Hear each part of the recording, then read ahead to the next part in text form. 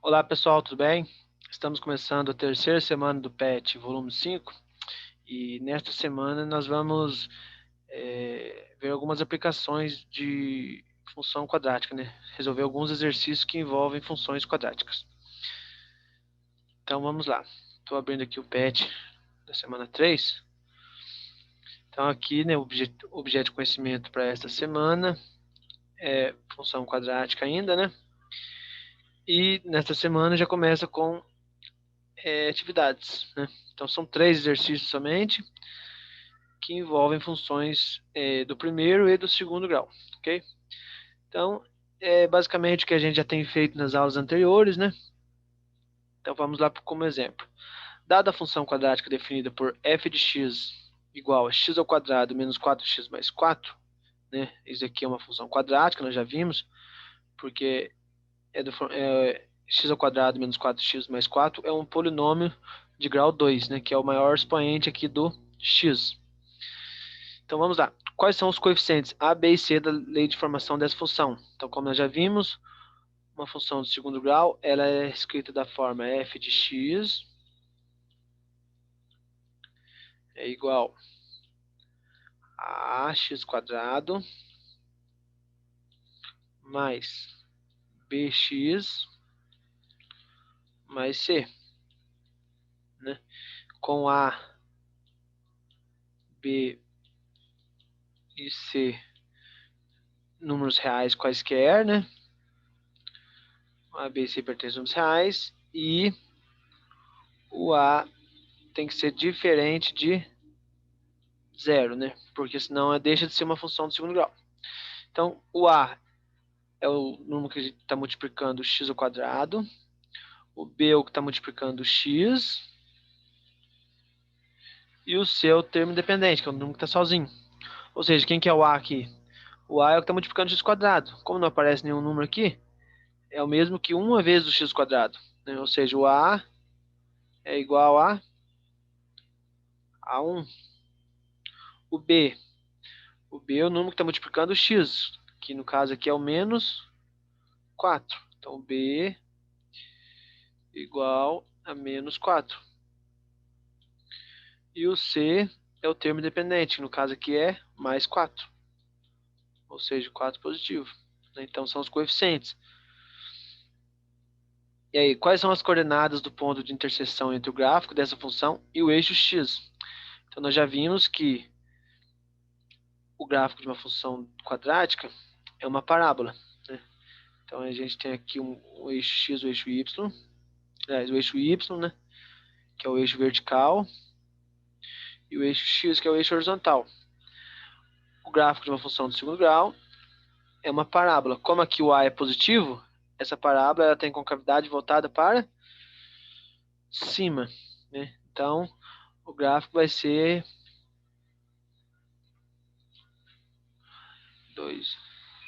Vai ser algo dessa forma aqui. Aliás, vai ser assim. Opa. Isso vai ser o gráfico daquela função, né? Depois vocês podem aí traçar o gráfico, substituir alguns pontos para vocês confirmarem, certo? Mas então aí quais são as coordenadas do ponto de intersecção entre o gráfico dessa função e o eixo x, ou seja, eu quero saber esse ponto aqui. Nós já vimos que pode ser um ponto, dois ou nenhum, né? Aqui eu já adiantei para vocês que vai ser um ponto só, mas como que a gente faz isso? A gente pega essa função e iguala a zero, né?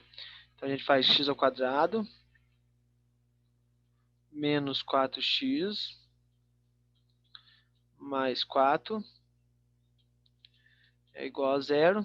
Opa.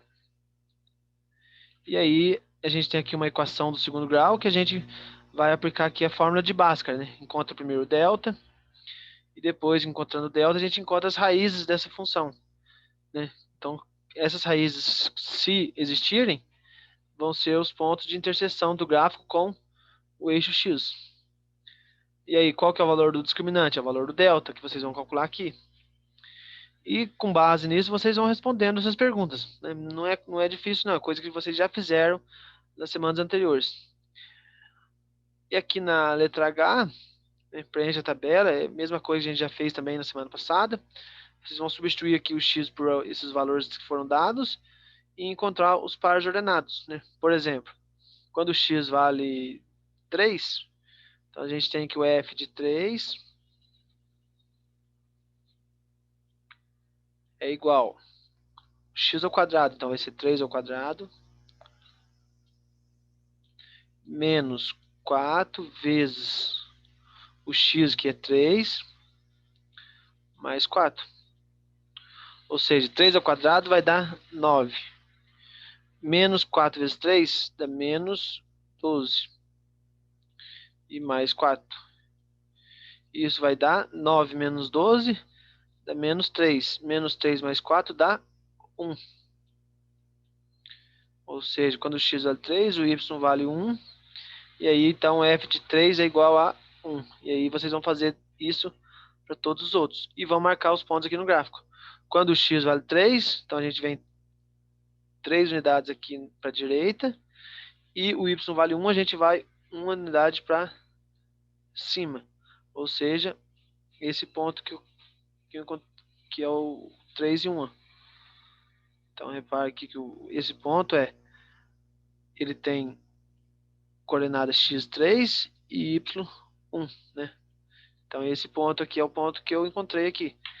Fazendo isso para os outros, vocês vão encontrar os outros pontos. E aí é só traçar a parábola, que como eu já adiantei para vocês, vai ficar algo dessa forma, né? O ponto que eu encontrei aqui é o ponto 3 e o y vale 1, né? Então esse é o ponto, esse é um dos pontos que eu encontrei, que é o ponto 3 e 1. Vocês vão fazer isso e vão encontrar mais pontos. Ok? Aqui, novamente, ó, a parte interior de uma taça foi gerada pela rotação de uma parábola, né? Então a gente tinha uma parábola aqui, e a gente rotacionou ela, e aí foi obtido uma taça, né? Se eu pegar essa parábola e rodar ela, né, em torno desse eixo Y aqui, eixo Z, perdão, eu vou obter essa taça, né? Então, ou seja, se eu corto vamos pensar assim, se eu cortar uma fatia dela passando pelo vértice, eu vou ter uma parábola, né, que é isso aqui, ó. Isso é uma parábola, é isso que o exercício nos diz. Conforme mostra a figura, sabe-se que o ponto V representa o vértice da parábola. Então aqui é o vértice, representa o vértice da parábola localizado sobre o eixo X. Então aqui o eixo X, o vértice está sobre o eixo X. Se o vértice está sobre o eixo X, a gente já sabe que essa parábola ela só tem uma raiz, né? Por quê? Porque ela só encontra o eixo X em um ponto. E se ela tem só uma raiz, eu também já sei que o delta, né? Eu sei que o delta é igual a zero. Então eu já consigo algumas informações. A função real que expressa a parábola no plano cartesiano da figura é essa função aqui. Então f de x igual a 3 sobre 2x quadrado menos 6x mais c. Então aqui ficou um pouco confuso, né? Mas aqui é só uma barra da fração. Parece que tem dois sinais de menos aqui. Parece que tem um. Então aqui é só o sinal da fração, que é 3 meios, né? Então, eu não sei quanto que vale esse c, né? Mas uma coisa eu já sei, que esse c ele é positivo. Por que que ele é positivo? Porque ele está aqui a origem e ele está acima da origem, né? Então eu já sei que o C vai ser positivo. Essa é uma informação que eu já sei. E aí, como eu já falei antes, como o delta vale zero, né, porque ele só tem uma raiz, então eu posso calcular o delta dessa função, e aí, como eu já sei que o delta tem que ser zero, eu vou conseguir encontrar o valor de C. Como que eu faço isso? O que é delta? Delta é igual a B ao quadrado menos 4 vezes o A, ficou muito grande aqui o A, vezes o C. mas eu sei que esse valor tem que ser zero. Ou seja, o B eu conheço, que é menos 6. Então, eu vou ter aqui que menos 6 ao quadrado menos 4 vezes o A, que é 3 meios, vezes 3 meios, vezes o C, tem que ser igual a zero. E aí, resolvendo, então, menos 6 ao quadrado dá 36, menos, com todos aqui que são mais, vai ficar menos 4 vezes 3, 12.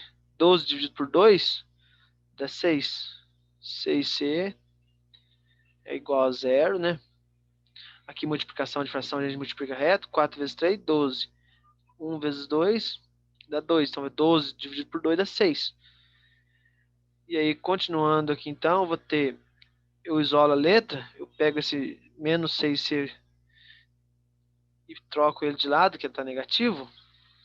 Então, eu posso escrever da seguinte maneira. 36 é igual a 6C, né? Que ele é menos, foi para a direita e fica mais. Divido tudo por 6, porque eu quero 1C só, não quero 6C.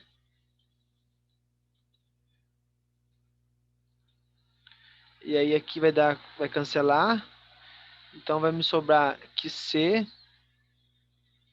é igual a 36 por 6, 6. Ou seja, encontrei o valor de C, vale 6.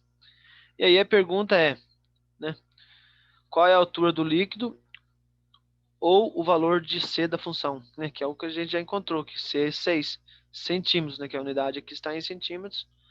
Resolveu o problema, ok? E a 3, a gente já também fez alguns exercícios desse tipo. A gente tem aqui uma função definida por partes, né? Quando eu tenho aqui uma reta, eu já sei que é uma função do primeiro grau. Esse pedacinho aqui do intervalo de menos 4 até menos 2 é uma parábola, então é uma função do segundo grau. E os restantes aqui são funções do primeiro grau, né? São retas. Esse. Aqui é uma função constante. E aqui é uma função do primeiro grau, né? E aí, com base nesse gráfico, né? Aí vocês vão responder as perguntas aqui sobre esse gráfico, ok? Então é isso. Aí, essa semana são 3 exercícios somente. E com isso vocês encerram a terceira semana. Qualquer dúvida, eu estou à disposição. Boa semana a todos e bons estudos.